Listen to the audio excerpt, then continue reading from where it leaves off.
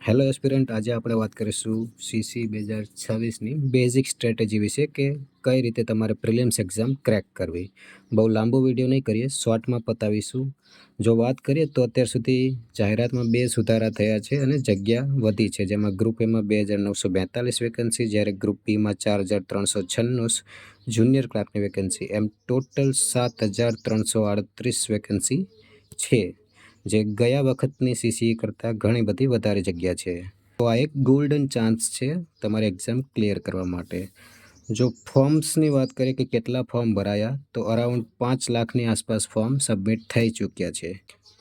મે મહિનામાં prelims exam યોજાઈ શકે છે, એટલે આપણી પાસે માર્ચ, એપ્રિલ એમ 2 મંથ છે તમારે પ્રિલિમ્સ એક્ઝામની પ્રિપેરેશન કરવા માટે. તો જોઈએ આ 2 મંથમાં તમારે શું કરવું જોઈએ જેથી તમે સરળતાથી પ્રિલિમ્સ એક્ઝામ ક્રેક કરી શકો.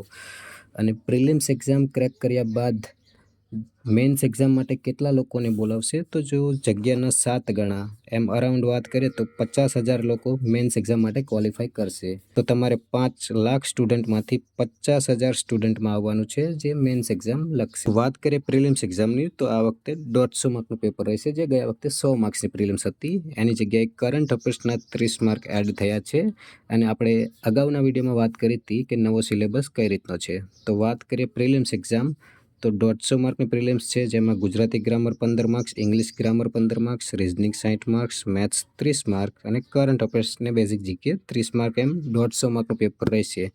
તો પ્રિલિમ્સ એક્ઝામ ક્લિયર કરવા માટે તમારે કયા સબ્જેક્ટને પહેલાં પ્રાયોરિટી આપવી જોઈએ? જો હું મારી વાત કરું તો ગુજરાતી ગ્રામરના 15 માર્ક્સ છે, જે ઇઝી છે ક્વોલિફાય કરવા માટે. પહેલાં ગુજરાતી ગ્રામરના જે બેઝિક કોન્સેપ્ટ છે, સમાસ, અલંકાર, છંદ, એ બધા તમારે ક્લિયર કરી રાખવા જોઈએ. અને એ બેઝિક જ પૂછાય છે, તો તમે 15માંથી આરામથી 10+ સ્કોર કરી જ શકો છો.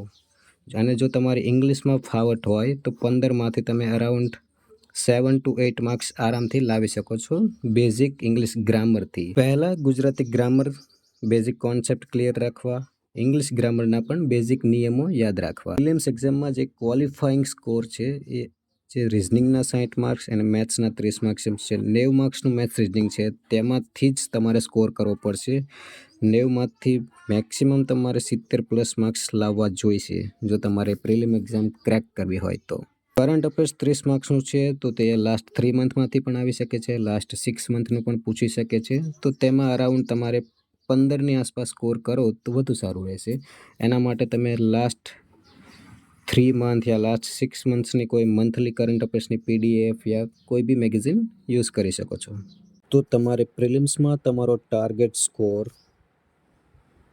90+ તો હોવો જ જોઈએ. એ ક્વોલિફાય કરવા માટે મેક્સિમમ તમારે 100+ સ્કોર હોય તો વધુ સારું રહેશે. અને ગ્રુપ બી માટે 85 to 90+ સ્કોર કરવો જરૂરી છે, બિકોઝ કોમ્પિટિશન ઘણી બધી છે. અને આ વખતે આપણે અહીંયા જોયું એ પ્રમાણે 5 લાખ જેટલા ફોર્મ ભરાણા છે અને ક્વોલિફાય ખાલી 50,000 લોકો જ થશે મેન્સ માટે. તો વાત કરીએ કે આપણે જે ટાર્ગેટ સ્કોર 90 to 100 વાત તો કરી લીધી, પણ એ સ્કોર કઈ રીતે આવશે, તો એ આપણે સ્કોર કઈ રીતે કરીશું?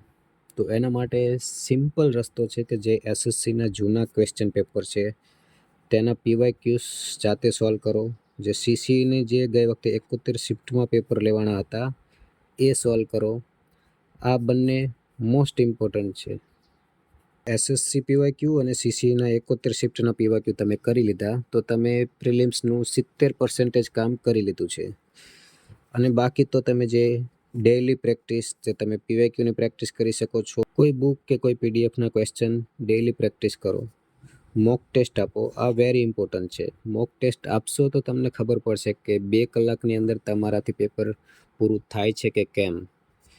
આ વખતે 2 કલાકનો ટાઈમ છે, તો 2 કલાકમાં તમારે 150 માર્કનું પેપર એટેમ્પ્ટ કરી શકો છો. કેટલી એક્યુરસી સાથે કેટલો સ્કોર કરી શકો છો એ મેટર કરે છે. જે એનાલાઇઝ કરવું પડશે તમારા સ્કોરને કે 150માંથી તમે 70, 80, 90 કેટલા માર્ક્સ સ્કોર કરો છો વિથ એક્યુરેસી. બિકોઝ આમાં માઇનસ સિસ્ટમ છે, 0.25 નેગેટિવ થશે, તો તમારે એનાલાઇઝ કરવું પડશે. અત્યારથી જ મોક ટેસ્ટ આપશો તો તમને એક આઈડિયા રહેશે કે તમારે કયા તમારા સબ્જેક્ટ વીક છે. મીન્સ અને તમે એક સ્ટ્રેટેજી પણ ડેવલપ કરી શકો છો કે એક્ઝામની અંદર તમે કઈ રીતે એટેમ્પ્ટ કરશો પેપરને, કે પહેલાં તમારે ગુજરાતી ગ્રામર એટેમ્પ્ટ કરવું કે ઇંગ્લિશ ગ્રામર કરવું કે રિઝનિંગ કરવું કે મેથ્સ કરવું કે કરંટ અફેર્સ કરવું. મારી સ્ટ્રેટેજી કહું તો ગુજરાતી ગ્રામર ઇઝી છે તો પહેલાં આ એટેમ્પ્ટ કરાય, બાદમાં reasoning, maths, current affairs and English grammar.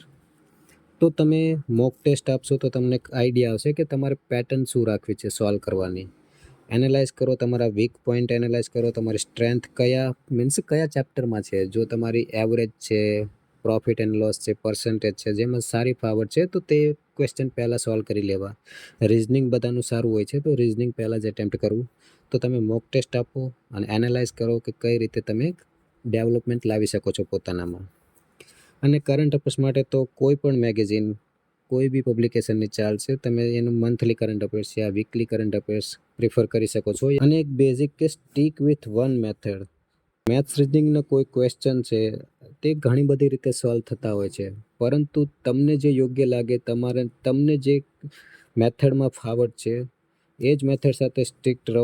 નવી પેટર્ન શીખવાની ટ્રાય ના કરો. અત્યાર સુધી તમે જે શીખ્યા છો, જે બેસ્ટ મેથડ છે સોલ્વ કરવાની, જે તમને યાદ છે એ જ મેથડથી સોલ્વ કરો. બીજા કોઈના વિડીયો જોઈને કે કોઈ શોર્ટકટ અપનાવવાની ટ્રાય ના કરો, તે તમે અત્યારે અપનાવી પણ નહીં શકો. તો તમે જે મેથડથી સોલ્વ કરતા હતા, જે બેસ્ટ છે, જે તમને આવડે છે એ જ મેથડ સાથે સ્ટ્રિક્ટ રહો. બસ સુધારવાની જરૂર છે તો તમારું ટાઈમિંગ, તમારી સ્પીડ. 2 કલાકમાં 150 માર્કનું પેપર એટેમ્પ્ટ કઈ રીતે કરો છો એના ઉપર જ તમારું ડિપેન્ડ છે કે તમે પ્રિલિમ્સ એક્ઝામ ક્વોલિફાય કરશો કે નહીં કરો. શોર્ટ હું તમને કહું તમારે શું કરવાનું છે આ નેક્સ્ટ 2 મંથમાં. તો ટ્રાય ટુ સોલ્વ પીવાયક્યુ, જેમાં એસએસસી પ્લસ સીસીઈની જે 71 શિફ્ટમાં એક્ઝામ લેવાની હતી, આના પીવાયક્યુ સોલ્વ કરો. તેનાથી ઘણો બધો બેનિફિટ્સ થશે. સેકન્ડ છે કે મોક ટેસ્ટ. જેટલી બધી મોક ટેસ્ટ આપશો એટલું જ તમે એનાલાઇઝ કરી શકશો કે તમારા વીક પોઈન્ટ કયા છે, સ્ટ્રેન્થનેસ તમારી શું છે, કયા સબ્જેક્ટ તમને વધુ ફાવટ છે. તમે જ્યારે પેપર આપવા જાઓ ત્યારે તમારી મેથડ શું હશે સોલ્વ કરવાની, કયો સબ્જેક્ટને પહેલાં પ્રિફર કરો છો તમે, એ બધું તમે જ્યારે મોક ટેસ્ટ આપશો અને એનાલાઇઝ કરશો તમારો સ્કોર, તો ઘણો બધો ફાયદો થશે એનાથી. થર્ડ છે કોઈ વીકલી, મંથલી કરંટ અફેર્સ માટે તમે મેગેઝિન પ્રિફર કરી શકો છો. And fourth, daily practice. Daily તમે મેથ્સ રિઝનિંગના પીવાયક્યુ સોલ્વ કરો, કોઈ બુક પ્રિફર કરો, તેમાંથી સોલ્વ કરો. નવી ટેકનિક શીખવાની ટ્રાય ના કરતા, જે તમને આવડે છે એના પર જ સ્ટીક રહેજો. Thank you.